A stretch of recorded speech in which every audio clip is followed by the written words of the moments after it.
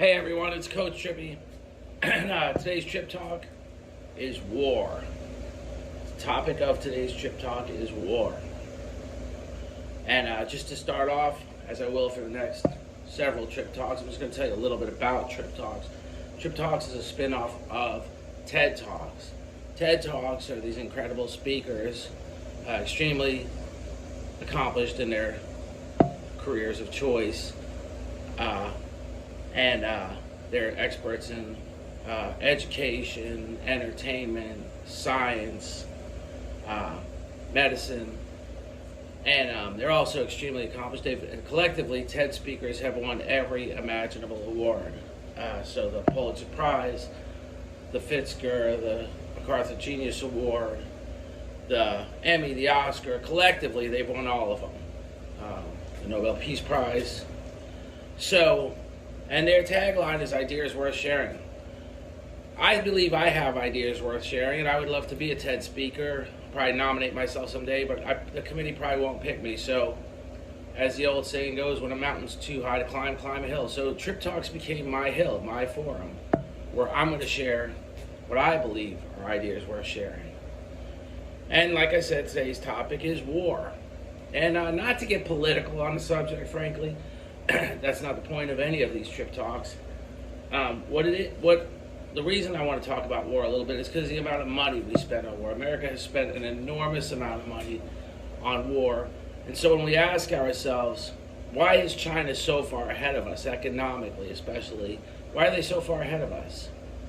They're loaning us money. We're borrowing through the teeth to just cover our debts. And China is spending their money on their economy, on their country, on the development of their country, on their infrastructure.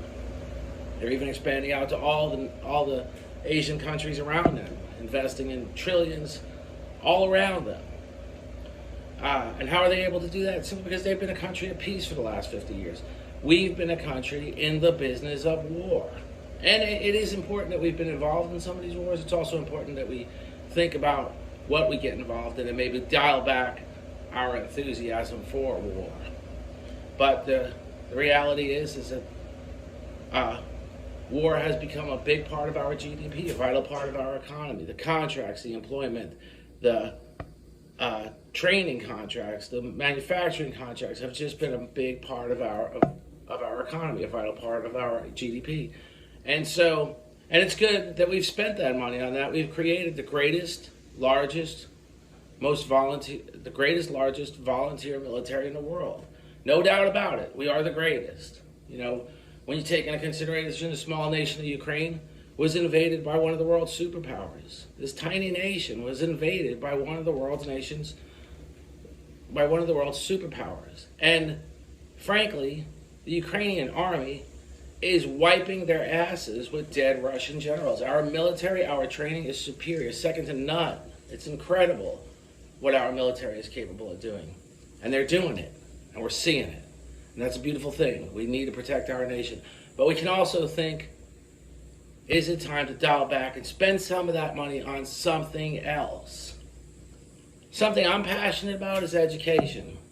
I'm a Jesuit. I believe in education. And I just believe strongly in it. And something I really think about a lot is a thing called aging out. Foster children age out of foster care at the age of 18. So every year, approximately 24,000 children age out of foster care. And then instantly, 20% of that 24,000 is homeless. They're just thrown out to the street with a small state-provided income that doesn't do much, that doesn't provide them a transportation. They have to find a place to stay. They have no idea how to survive in this world. They have no idea how to achieve in this world. The foster care system is awful, and there's no fixing it. We've talked about fixes, and it's the same as it's always been. These kids are dealt a terrible card. They're a terrible hand in life. And then they're thrown out to this world. And often they become addicted to drugs. Often they wind up in a life of crime. And quite often they come to the realization that the only thing they have to barter over and above their older competition is themselves and their bodies. and they become victims of human trafficking and the sex trade in this world. And it's just terrible. And so when I started the conversation about war, and I carried on to the segue about children timing out of foster care, it's for good reason. Because we could spend our money, some of that money, investing in these 24,000 children every year. And my idea is building college campuses similar in scope to the Hershey School in Pennsylvania. Now, the Hersheys could never have children, so they built this incredible school for underprivileged children. They live there. They have campus parents to give them guidance every day through life. They have health care. They have medical facilities, dental, vision, medical. They have an incredible amount of courses. They have indoor pools on their campus. They encourage every sort of learning imaginable. They harness these kids' interests. They find what they're interested in, and they find a way to encourage them to grow in that interest and develop those skills. And for me to just talk about Hershey campus, you should take the time and go online and Google Hershey School in Hershey, Pennsylvania, and look at it for yourself and imagine if we took some of the billions we spend on some of the things, including war, and we built these campuses, and these kids went from foster care to a 4-year college campus, and were trained how to succeed in life, and were given a beautiful place to stay, and have a nurturing environment with guidance counselors or campus parents, teaching them how to excel in life. We would no longer be throwing 24,000 lives away every year simply because we just haven't taken the initiative to do better. And those 24,000 people, empowered with the grit that they've been empowered with to persevere through this terrible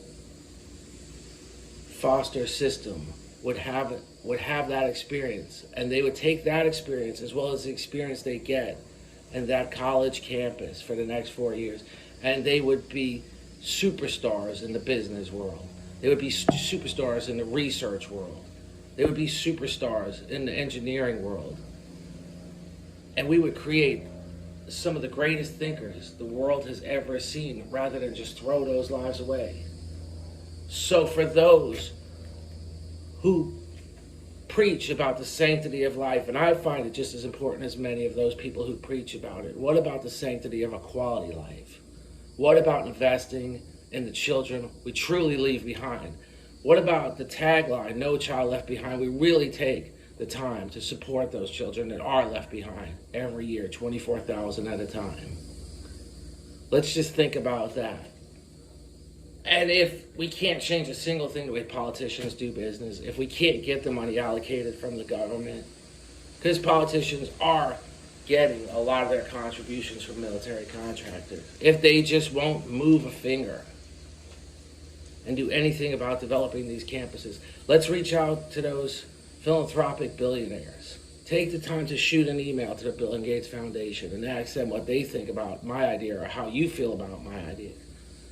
Send it to Jeff Bezos' wife, who's a newly enthusiastic philanthropic person who's donating billions of her money to different things, and Melinda Gates, who's donating billions. Let's start working on this together. Talk to you soon. This is Coach Trippi. Like, share, comment, subscribe. Tell me what you think.